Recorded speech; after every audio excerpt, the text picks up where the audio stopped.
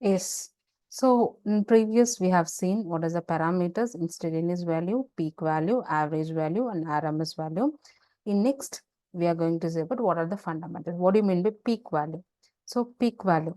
So here we have so many things. Peak value. So VM is Vmax. I represents I max. It's the maximum value. It's the maximum voltage or maximum current. The peak value. So instantaneous value. Instant is a voltage and current value at any instant. It may be current or voltage at any instant. Even it will be like this in 0 degree or in 45 degree or 90 degree, whatever may be the instantaneous voltage. And next one is average value.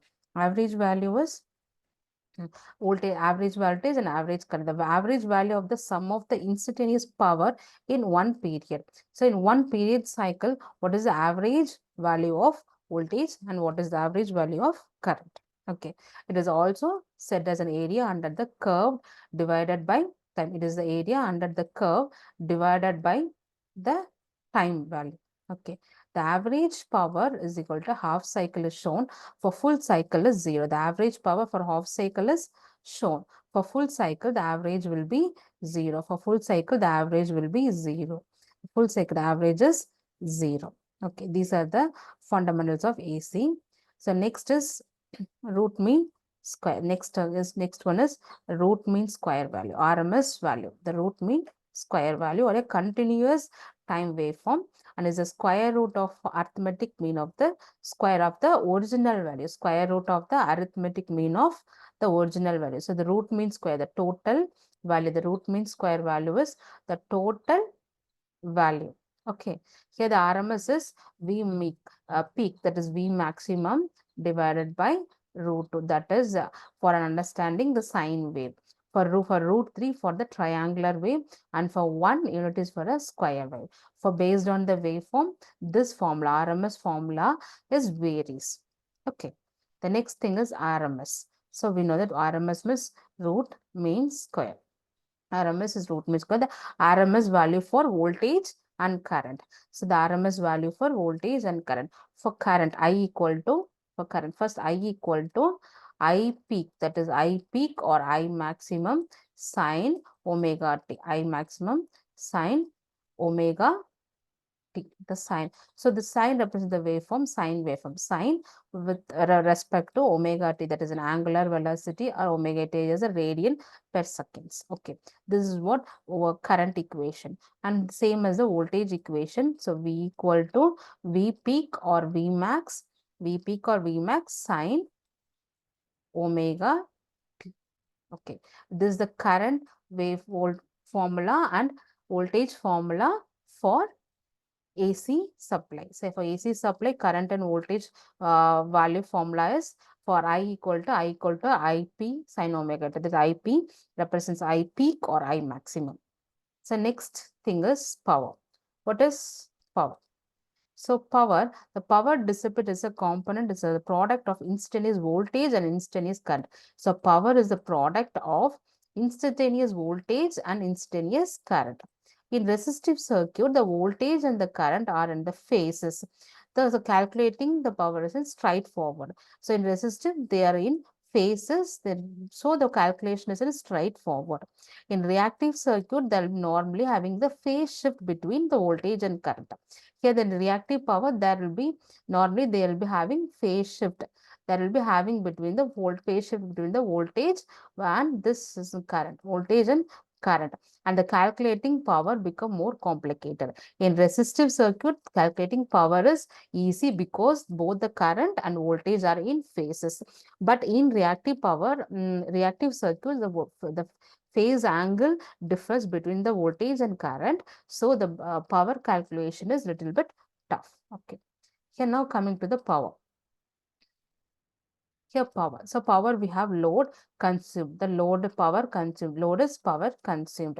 In any electric circuits load on the circuit that does works. In any electric load on a circuit that does works. A device connected to the output of the circuit. A device is connected to the output of the circuit. Here the power windows. Here we can say power windows, lights, bulbs, motors, etc. These are all the devices which are considered as the load which consumes the power. Okay. Here we consider this source. So we have a source supply and we have a resistor, and this is the load. Here we can have a power window or motor, whatever may be. Here example, we can say this is the load. This is the load. Again, we're coming to the power. So generally power is classified into three types. One is real power, next one is apparent power, and then there is reactive power. So real power is the capacity of the circuit performing in the particular time. Capacity of the circuit working in the particular time. It is a product of voltage and current and consumes the angle of voltage and current. It consumes the angle of voltage and current, theta. The apparent power is the product of the current and voltage in the circuit. So product of the current and voltage, and reactive power is of the product of the voltage, current, and angle, sine angle theta. Sine angle theta. Okay, this is what reactive power. Okay, here we can see with a small example for real power, reactive power. So for real power, power Pi V cos phi, and for reactive power Q, it is represented by Q and Vi sin phi. For apparent power, it is represented by S and Vi. Here in the lace pocket, we can see. So how many of we have how many content here? We have only 50% of 50% of lasers inside this lace packet. Remaining is full of gases. Remaining is full of gases. Remaining is full of gases. Okay, so but this gas is known as the kVA, that is reactive power. This is the unused power, and this kV is a used power, useful power. Useful power, and this apparent power is a total.